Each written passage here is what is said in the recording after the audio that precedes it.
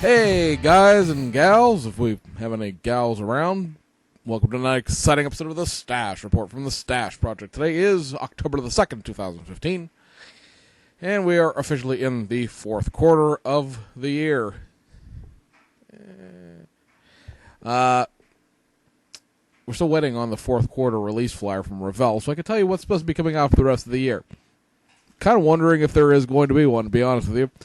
The way they, things have slipped and slid and been delayed throughout the year. We may have to wait till this weekend.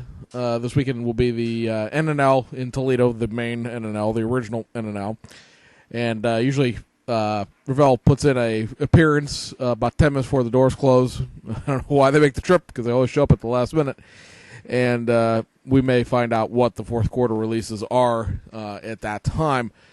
I am pretty much ready to roll with an October release video. I'm waiting probably till Monday.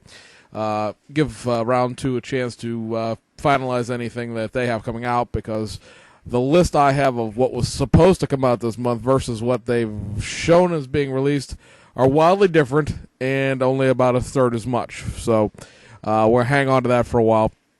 It's kind of going to be a slow month overall.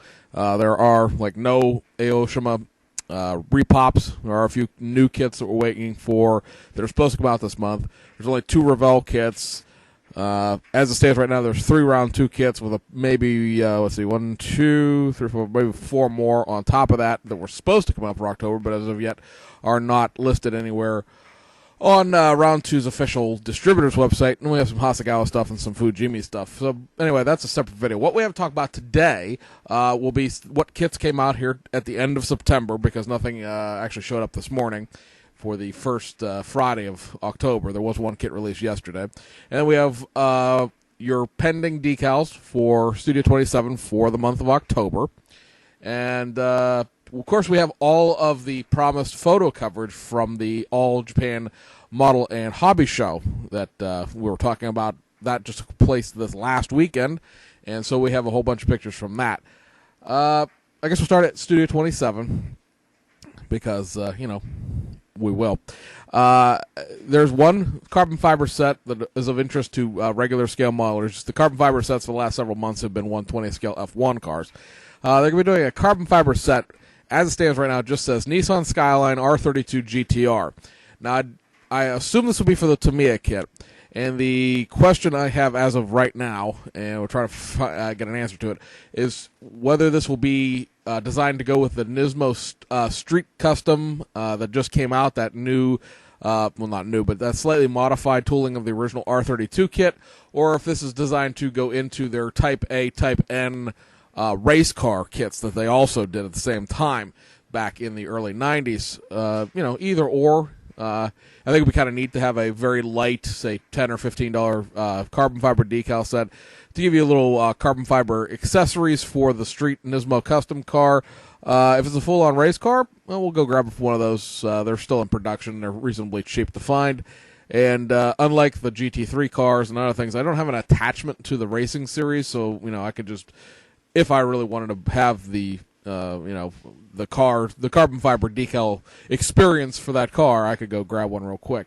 There are going to be, as far as the 124 scale race decals that are going to be coming out in October, there's going to be one more set for the BMW 318i Hasegawa kit that was released last month, and more releases coming this month, as well as 4 more GT3 cars. So taking a look at these real quick, we got the real pictures of the real cars here.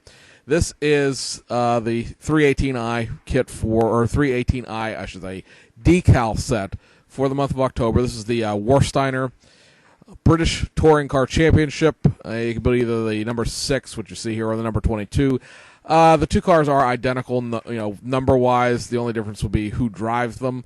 Be interesting to see if this is because of or will spark Hasegawa to actually release their British Touring Car Championship kit.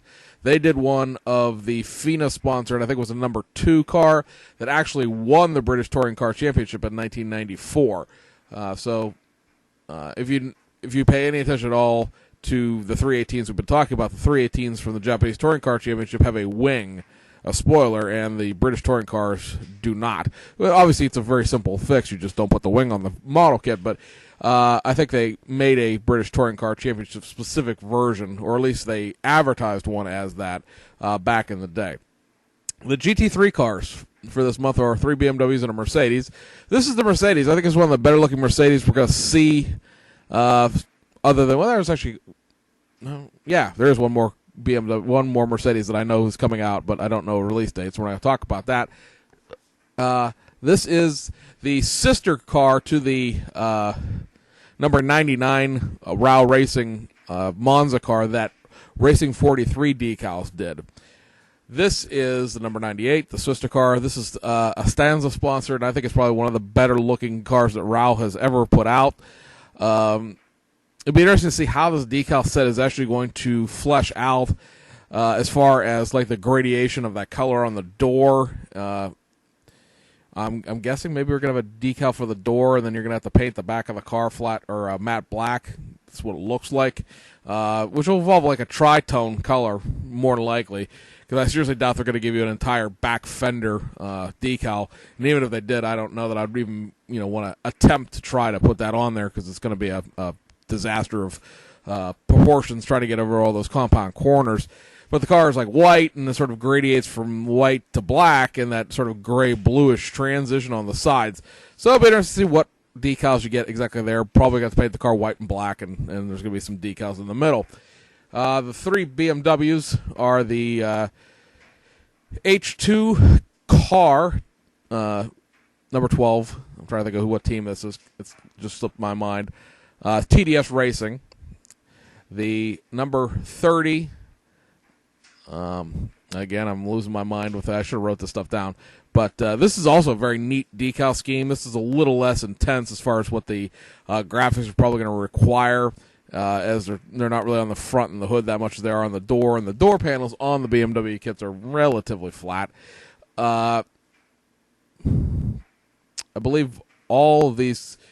There's going to be some of these are for Silverstone, some of them for Monza. I guess it really doesn't matter to you guys. If you're that into it, you can do your own research. And this is the Button-Guillon Racing BMW from Monza of this past year. Now you may realize that, boy, this looks awful familiar to a McLaren that somebody built. Hint, hint.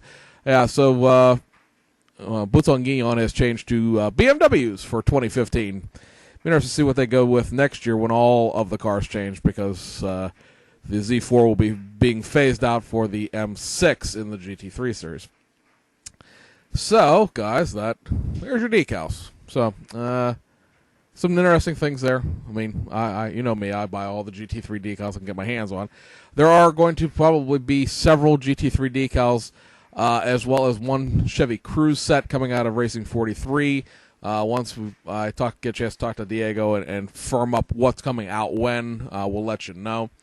And then I guess we'll run over into the hobby show real quick, because we're talking about new stuff, so let's do this. This is going to be, these pictures are all courtesy of Aoshima and BMAX. This, of course, would be a rapid prototype of the Sesto Elemento. What's going to be really cool about this kit, and I did not realize it at the time when I started looking at this, is you can build this kit sort of one of two ways. They're going to be offering you, as you see in this is sort of a picture layout of what the runners are going to look like. They're going to offer you 2 sets of wheels with this. The one set will, of course, be on this rapid prototype up there in the top left, and the other set is the sort of starfish wheels that are on this multi-piece thing. So you're going to be able to build this either as the prototype that they built originally, or as one of the 20 production cars that were actually run.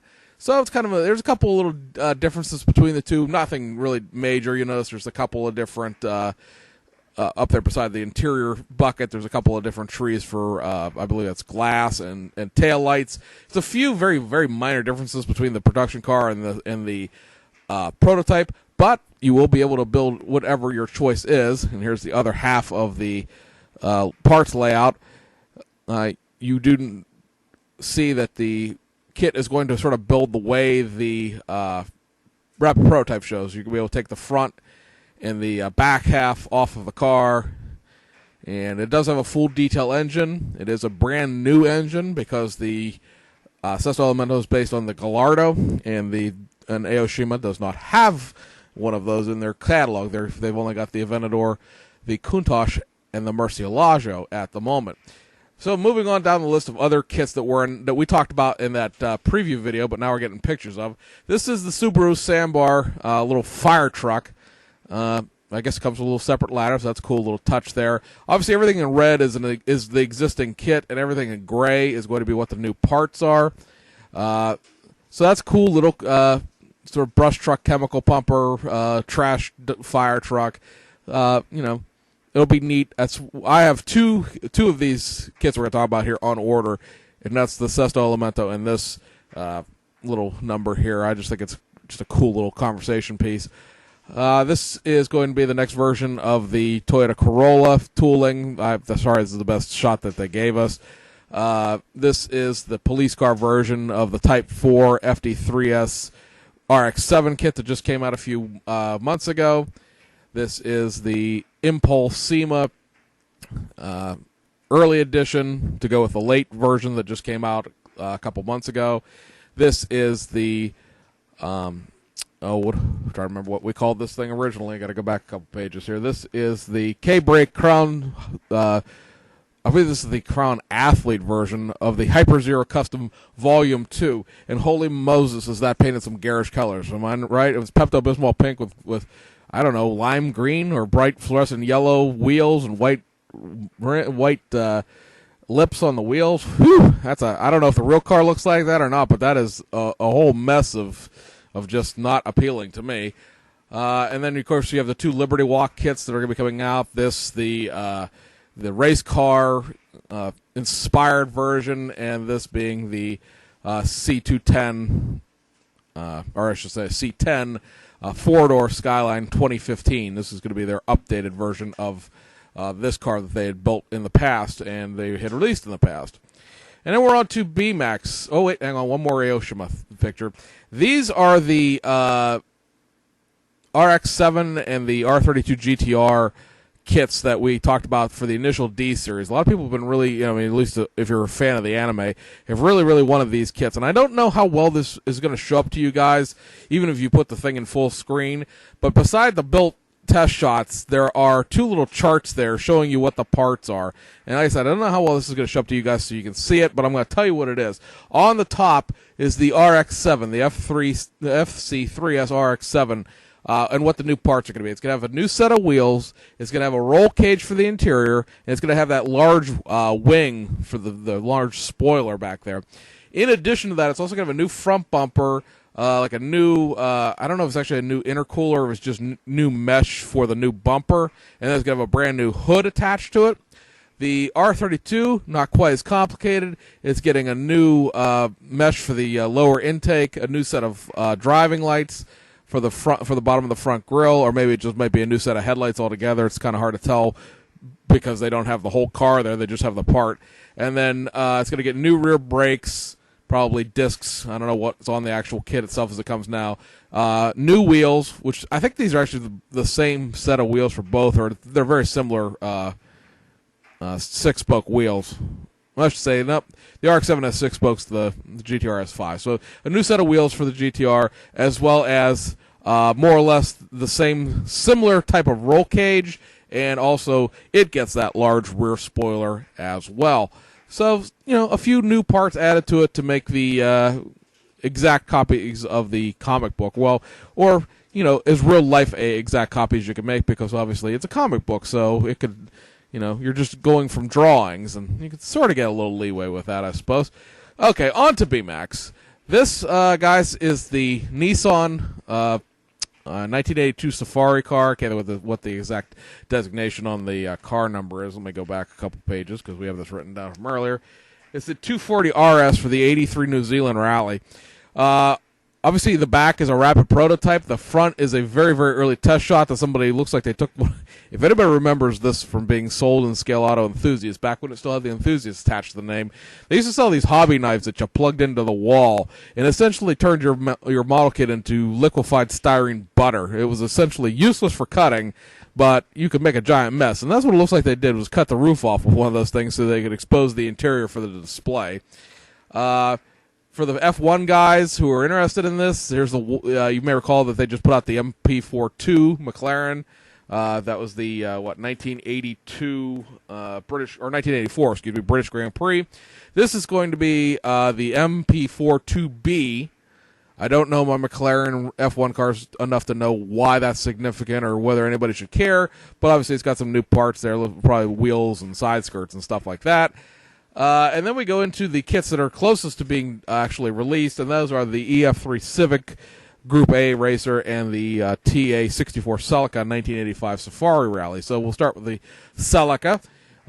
You see the built display model there, a little taste of the box art in the background, and I would show you better pictures of the interior build-up for this, but that has all of the photo etch details from the detail set, and you do not get that unless you buy the detail set separately.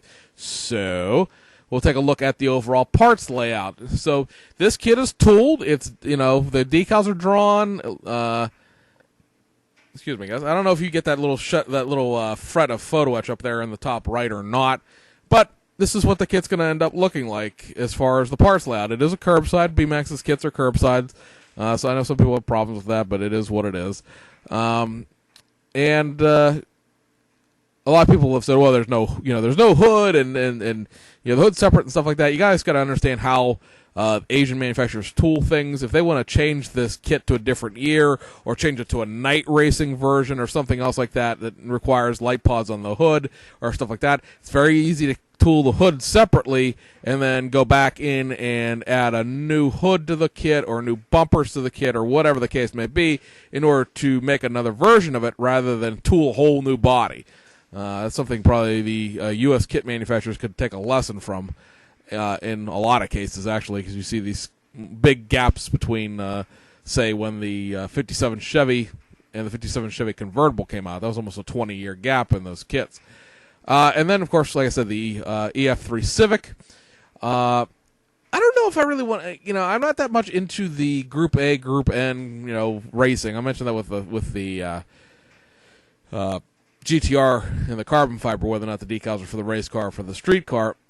This looks like a nice kit. Don't get me wrong. I would not buy it because it looks like it's junk. It's just that it's one of those things where I don't know if I would build it because, it's sort of an odd, for Group A, it's kind of an oddball kit. It's, not, or an oddball car. It's not a GTR. It's not a, high-end, high-engine car.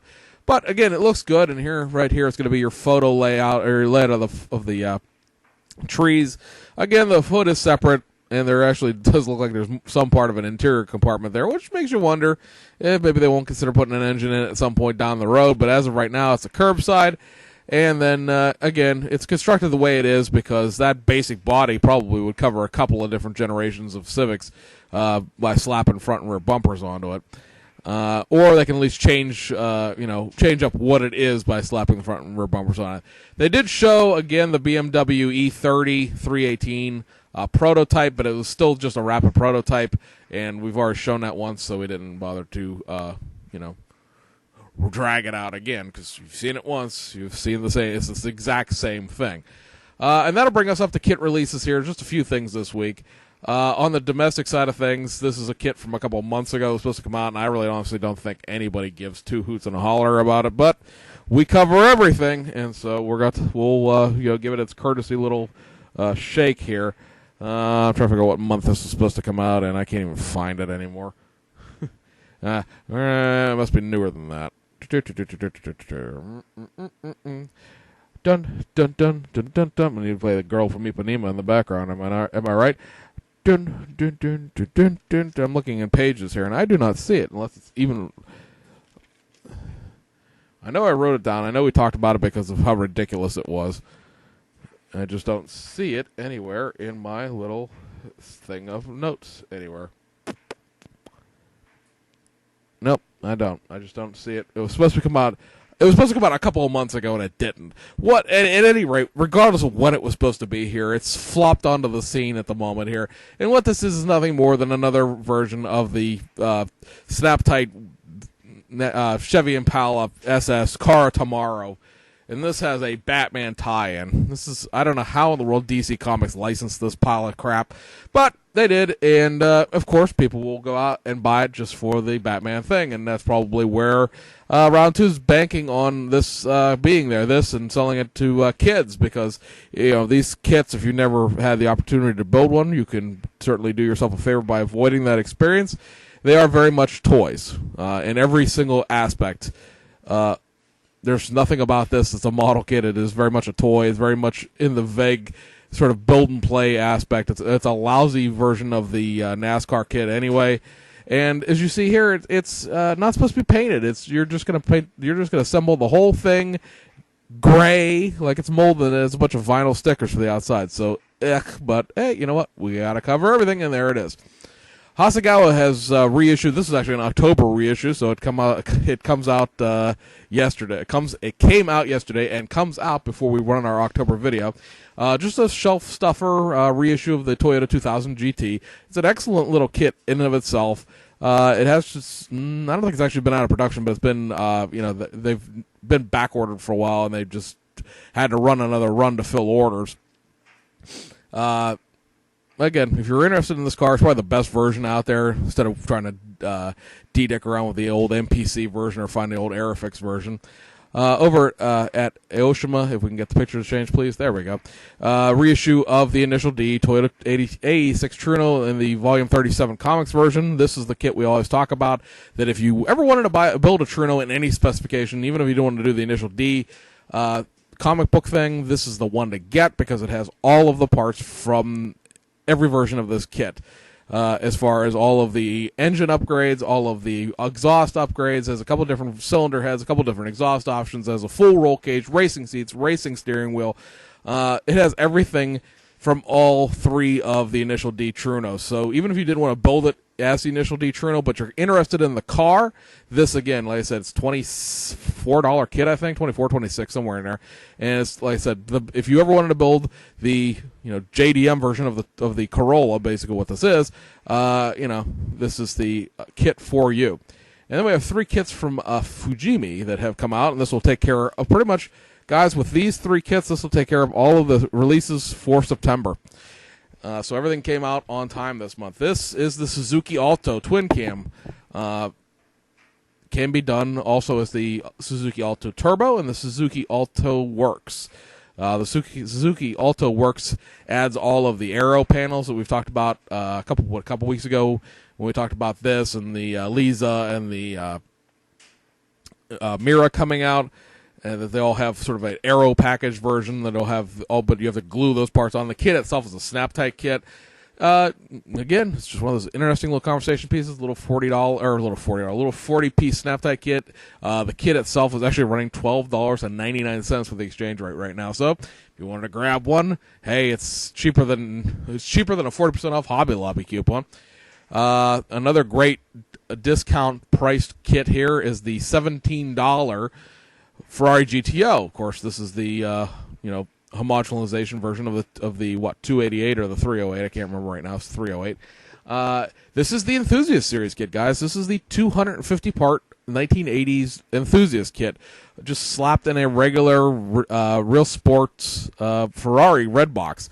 So if you've ever wanted to get one of these, these. If you priced them on eBay, they were running in the.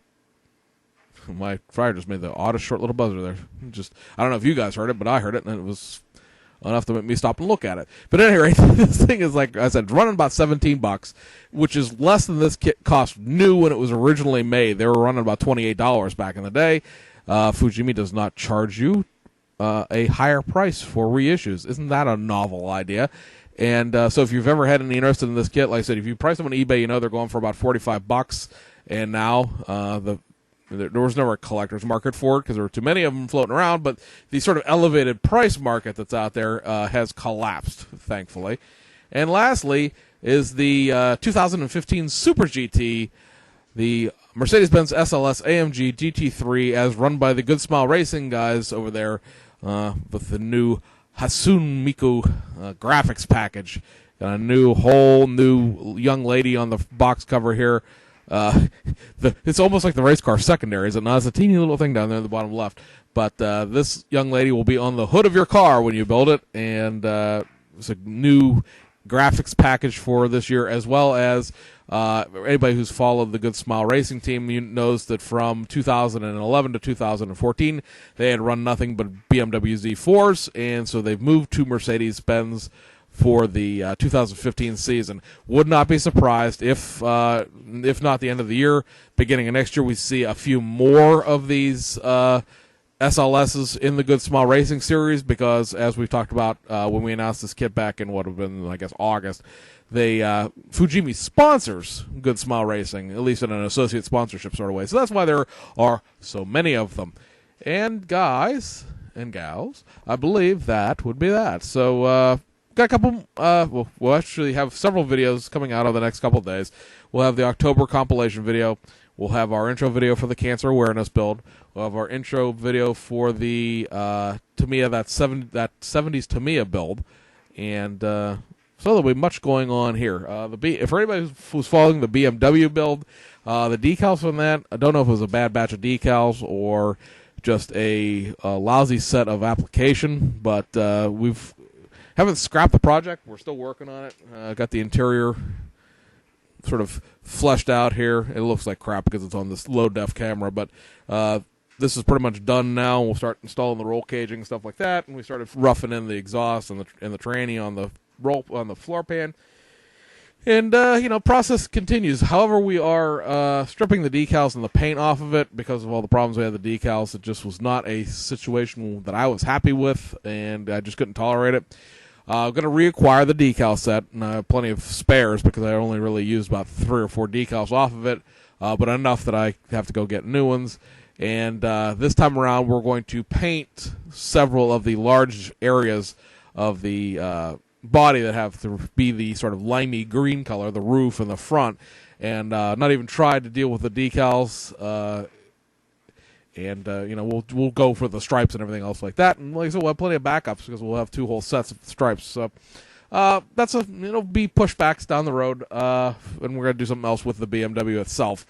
Depends on how much of the paint comes off, because right now it's been sitting in a bath for about a day, and I'm just getting the acrylic paint off the front, and the decals are still actually stuck to it in a couple places, and it's just being that build. We've all had those, and it's just being that. And if I was going to strip the paint off altogether and go someplace else with it, but if I can't get the matte black off there, I'm just going to roll with it, and we're going to go ahead and do something else that's matte black with it. And I got at least one more set of decals that I can use a matte black car with. So, guys, we'll see you on the other side.